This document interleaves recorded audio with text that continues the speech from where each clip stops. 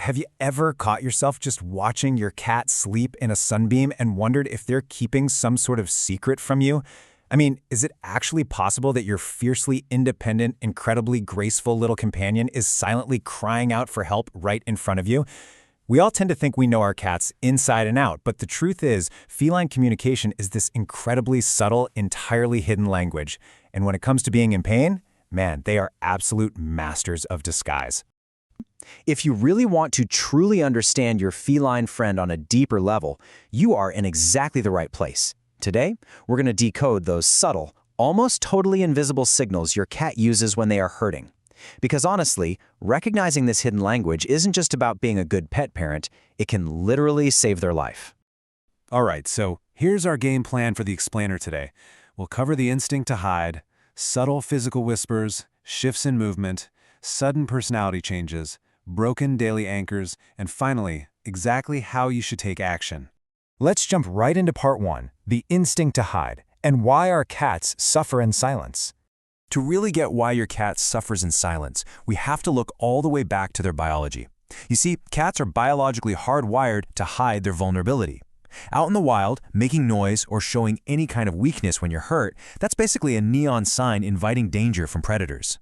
So what you might just brush off as your cat being delightfully aloof or independent is actually often a major microshift. They are actively masking their discomfort just to feel safe. The pain is absolutely there. It just remains completely invisible to the untrained eye until it gets really severe. Which brings us to part 2, subtle physical whispers, or decoding the body. That wild survival instinct eventually builds into these tiny, subtle physical whispers, and your cat's body will always give them away eventually, if you know what to look for. Think about this number for a second. 5. A totally healthy cat spends up to 5 hours a day grooming themselves. 5 whole hours. They do it without even thinking. So if you suddenly notice your cat's coat looking kind of dull, unkempt, or matted, especially down near the base of the tail, that's a huge red flag. It definitely doesn't mean your cat just got lazy. It actually means they are physically incapable of bending or stretching to reach those spots because of some underlying joint or dental pain. Usually the back end goes first, and then the neglect slowly spreads forward. And then there are the eyes. We often see those half-closed, droopy eyes and instantly think, oh, they're just super sleepy. But get this, according to research from the University of Lincoln, eye appearance is actually one of the most reliable indicators of feline suffering out there.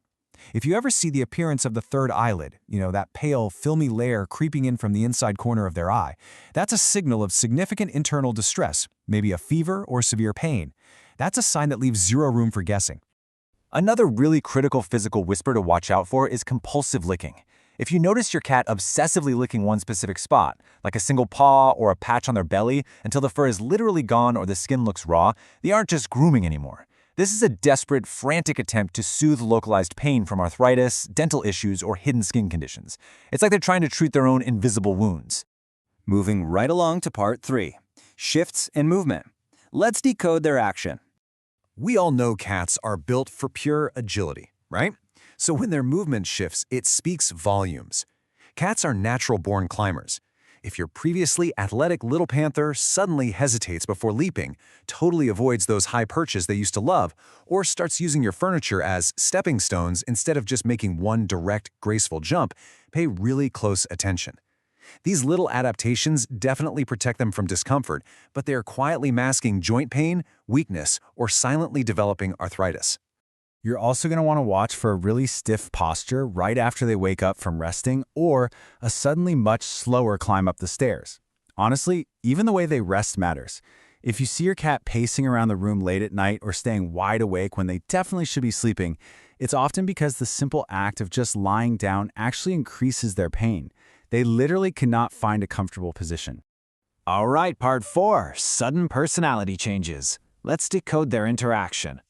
It is so incredibly easy to misread a cat's mood, but behavioral shifts are actually a profound form of communication. So, the key takeaway here is knowing the difference between a cat just seeking some quiet time and a cat that is actively trying to disappear. Every cat hides sometimes, that's totally normal. But when a cat is sick or in serious pain, their instinct drives them to find dark, super isolated spots. We're talking vanishing into the back of a closet or deep under a bed for hours on end. And they aren't doing this because they just want some me time. They're doing it because weakness has made them feel incredibly vulnerable to everything around them.